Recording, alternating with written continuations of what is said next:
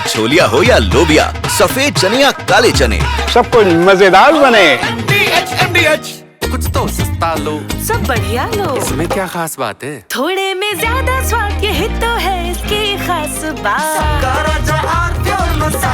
कहानी ये निकल कर सामने आ रही है जो पुलिस बता रही है। पहले दलित लड़की को अगवा किया जाता है, फिर उसको केरल भेजा जाता है, वहां उसका धर्म परिवर्तन करवाया जाता है, उसके बाद उसको जिहाद की ट्रेनिंग देने की भी कोशिश की जाती है।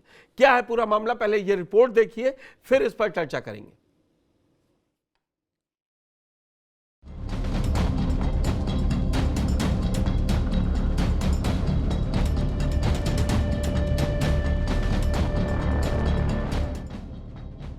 पहले देश विरोधी ताकतें लोगों को पाकिस्तान या पीओके भेजकर आतंकी बनाते थे। अब यही ताकतें देश के अंदर ही आतंकी पाठशाला खोलकर बैठी है। यह खुलासा प्रयागराज से अगवा हुई एक नाबालिग लड़की ने पुलिस के सामने कर दिया। पिछले दिनों इस लड़की को प्रयागराज से अगवा किया गया था। इसके बाद उसे केरल ले जाकर पहले धर्म परिवर्तन कराया गया और फिर उसे जिहाद के नाम पर आतंकी ट्रेनिंग दी जा रही थी। मौका मिलने पर जिहादियों के कैंप से भागी इस लड़की ने पुलिस से मदद मांगी और अब पुलिस की ही मदद से अपने घर पहुंच चुकी है। इस लड़की से पूछताछ के बाद प्रयागराज पुलिस ने उसे अगवा करने वाले 2 लोगों को अरेस्ट कर लिया है। अब पुलिस इस पूरे नेटवर्क की जड़ों तक पहुंचने के लिए प्रयागराज से केरल तक छापेमारी कर रही है। प्रयागराज के additional police commissioner Ajay Pal Sharma ने इस मामले की जानकारी एक टीवी इंटरव्यू में दी है। उन्होंने कहा कि कुछ दिन पहले यहां से एक दलित लड़की को अगवा किया गया था।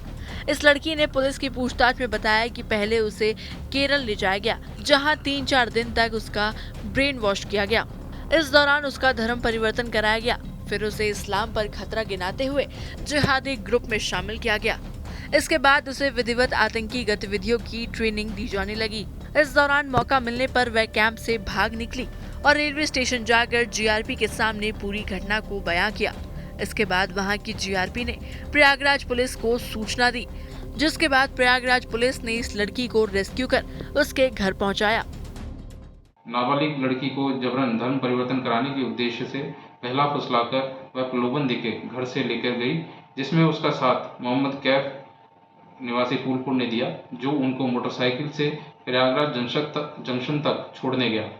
इस दौरान कैफ ने पीड़िता के साथ छेड़खानी की भी घटना की थी। प्रयागराज जंक्शन से दरकशा बानो नाबालिग लड़की को अपने साथ दिल्ली लेकर गई, फिर वहां से केरल में त्रिशूर तक लेके गई। इस संबंध में पीड़िता द्वारा आरोप लगाया गया है कि केरल में दरकशा बानो द्वारा उसको वहां कुछ संदिग्ध लोगों से मिलवाया गया, जिन्होंने उसको पहले पैसों का प्रलोभन दिया, बाद में जबरन धर्म परिवर्तन करवाया और वहां रुककर जिहाद के लिए सिखलाई का दबाव बनाया। प्रथम दृष्टया यह विदित होता है कि आरोपी दरकशा बानो एक संगठित गिरोह के साथ शामिल है, जो गरीब एवं दलित लड़कियों को बहला फुसलाकर उनका ब्रेन वॉश करके धर्म परिवर्तन कराकर आतंकवादी देश विरोधी गतिविधियों में लिप्त कराने का कार्य करती है। Additional police commissioner Ajay Pal Sharma के मुताबिक मामले की जांच में पता चला है कि पीड़ित लड़की को पहले एक महिला ने गुमराह किया और झांसे में लेकर उसे प्रयागराज रेलवे स्टेशन ले गई, जहां से उसके साथियों ने पीड़िता को अगवा कर लिया। वहां से उसे पहले दिल्ली ले जाया गया और फिर केरल के ट्रेनिंग कैंप पहुंचा दिया गया। उन्होंने बताया कि पुलिस ने इस आतंकी गिरोह की जड़ों को खंगालना शुरू कर दिया है और जल्द ही कुछ और लोगों की गिरफ्तारी हो सकती है।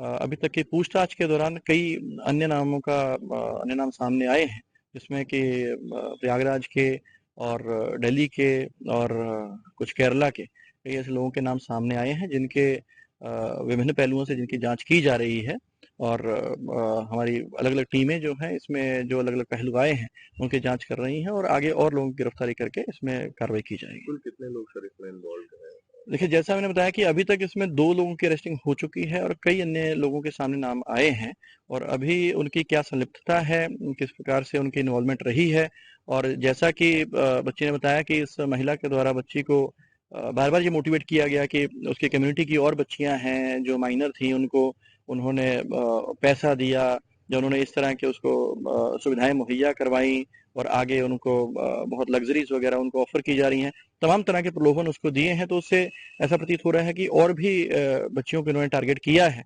तो ये सभी हमारे पहलू हैं जांच के, जिनके ऊपर हमारी इन्वेस्टिगेशन अभी जारी है।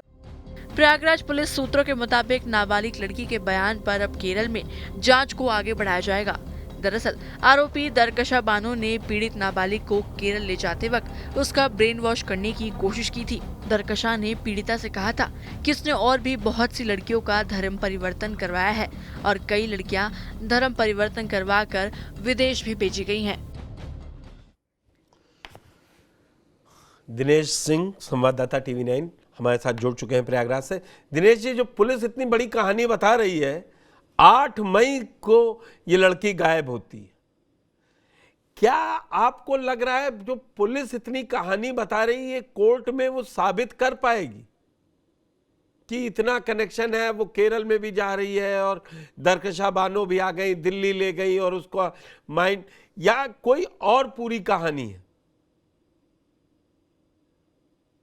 पुष्कर जी, पुलिस के पास में बहुत सारे ऐसे डॉक्यूमेंट्स है, बहुत सारी ऐसी इंफॉर्मेशन है जो अभी मीडिया को शेयर नहीं कर रही है। और पुलिस का कहना है, पुलिस अधिकारियों का कहना है कि कोर्ट में सारी एविडेंसेज वो शेयर करेंगे और उनकी जो अभी जांच की स्थिति है वो बहुत मीडिया के साथ शेयर करने की नहीं है। लेकिन एक और तथ्य इसमें शामिल करना चाह रहा था कि जिस इलाके में ये धर्मांतरण की बात की गई है, उस इलाके में 1 हफ्ते पहले धर्मांतरण के ऐसे ही एक मामले में 4 लोगों को और पुलिस ने अरेस्ट किया था। वहां पर मिशनरीज ये काम कर रही थी।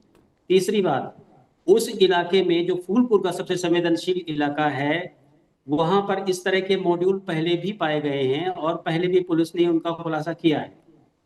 और उसी सारी चीजों को जोड़कर कहीं ना कहीं पुलिस को ऐसा लगता है कि हो सकता है कि ये जो जिस गैंग की बात कर रही है दरकशा बानो, इसके संपर्क में और सारी लड़कियां हो, उनका ब्रेन वॉश किया जा रहा हो। लेकिन ऑफिशियल्स हैं वो अभी आगे की जो इंफॉर्मेशन है वो मीडिया के साथ शेयर नहीं कर रहे हैं। उनका कहना है कि उनके पास ठीक बात पर्याप्त सबूत दिनेश है जी, जो कोर्ट के सामने। जैसा आपने फूलपुर के बारे में, इस इलाके के बारे में बताया, अगर ये इतनी सेंसिटिव जगह है और यहाँ इस तरीके के मामले आते रहे हैं, तो पुलिस को यहाँ पर और ज्यादा सतर्क रहने की जरूरत है। ये दलित नाबालिग लड़की का मसला था और आप कह रहे हैं इससे पहले भी आया है, तो क्या कोई ऐसा मॉड्यूल यहाँ काम कर रहा है, स्लीपर सेल की तरीके से काम कर रहा है, जिस नेटवर्क को बर्स्ट करना बहुत जरूरी है, इसीलिए पुलिस अब केरल तक दौड़ रही है? पुष्कर जी, जो हमारी जानकारी है इस बात से इनकार नहीं किया सकता है, क्योंकि यही का एक बड़ा आतंकी नेटवर्क का जो कनेक्शन सामने आया था, मॉड्यूल था, वसीउल्लाह उसका नाम था, वो अरेस्ट किया गया था और इस समय जेल में, जो जानकारी है जेल में है। और इस तरह की बातें पहले भी सामने आई हैं, तो शायद कहीं ना कहीं पुलिस को ये लगा होगा कि पहले का कनेक्शन है और आपका कनेक्शन है। और 1 हफ्ते पहले भी जो घटना घटी जिसका मैंने जिक्र किया कि मिशनरीज की तरफ से बाकायदा लोगों को पकड़ा गया था और 4 लोग उसमें अरेस्ट भी किए गए थे। तो कहीं ना कहीं पुलिस का अपना ये नेटवर्क है जिसके जरिए उसको जानकारी मिली होगी और कोर्ट में अब उसको साबित करना होगा कि उसके पास जो थ्योरी है उसके म्यूचुअल कनेक्शंस कैसे आपस में बैठते हैं, कैसे वो स्टोरी पूरी होती है। जी दिनेश जी, इस पर मामले पर नजर बनाए रखें, अभी पुलिस और कई बड़े खुलासे कर सकती है। आपका बड़ी खबर में जुड़ने के लिए बहुत बहुत धन्यवाद। तो इलाहाबाद में एक ऐसे गिरोह का कहें अभी पर्दाफाश हुआ है या एक यूनिट का हुआ है जो अगवा करके दिल्ली ले जाकर, दिल्ली से केरल, वहां पर धर्म परिवर्तन कराकर जिहाद की ट्रेनिंग देती है। तो पुलिस को अभी इस पर बहुत कुछ करना बाकी है। धन्यवाद।